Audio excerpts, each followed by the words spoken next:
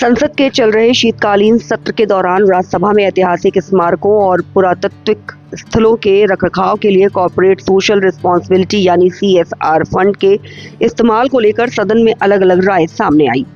कुछ सदस्यों ने कहा कि ऐतिहासिक स्थलों के रखरखाव के लिए ज्यादा संसाधनों की जरूरत है, जबकि कुछ सदस्यों ने CSR के तहत अनिवार्य प्रावधान का विरोध किया।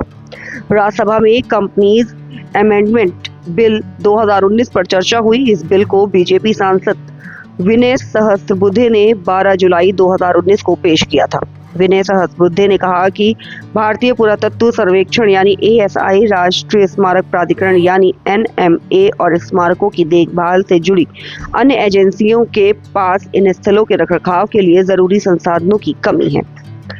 उनके बिल में कंपनीज एक्ट में संशोधन का प्रस्ताव था, जिसके तहत कंपनियों के लिए अपने CSR फंड का 25% स्मारकों के रखरखाव पर खर्च करना अनिवार्य बनाने की बात कही गई थी। हालांकि कांग्रेस नेता और पूर्व मंत्री जयराम रमेश ने इस बिल का विरोध किया।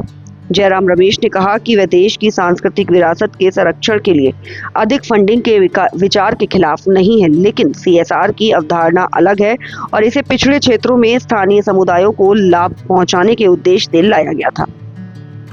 वहीं उड़ीसा से बीजू जनता दल के सांसद सस्मित पात्रा ने बिल का समर्थन किया। उन्होंने Asian monuments and archaeological sites and remains act 1958 यानी AMASR एक्ट 1958 का उल्लेख करते हुए कहा कि इस कानून की प्रासंगिकता और वर्तमान संदर्भ में इसकी उपयोगिता पर चर्चा की जानी चाहिए।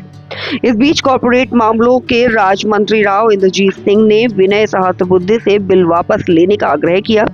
उन्होंने कहा कि सरकार इस बात से सहमत है कि स्मारकों का संरक्षण किया जाना चाहिए और इसके लिए सरकार कॉर्पोरेट सेक्टर तथा उसके प्रतिनिधियों से बातचीत करने के लिए तैयार है। मंत्री ने यह भी बताया कि कला और संस्कृति के क्षेत्र में CSR खर्च पिछले कुछ वर्षों में बढ़ा है। उनके अनुसार वर्ष 2014-15 में कला और संस्कृति पर CSR खर्च 117 करोड़ रुपए था, जो वर्ष 2019-20 में बढ़कर 1930 करोड़ रुपए हो गया। इसके बाद उपसभापति सुरेंद्र सिंह नागर ने सदन की कार्रवाई दिन भर के लिए स्थगित कर दी और कहा कि इस मुद्दे पर चर्चा आगे जारी रहेगी।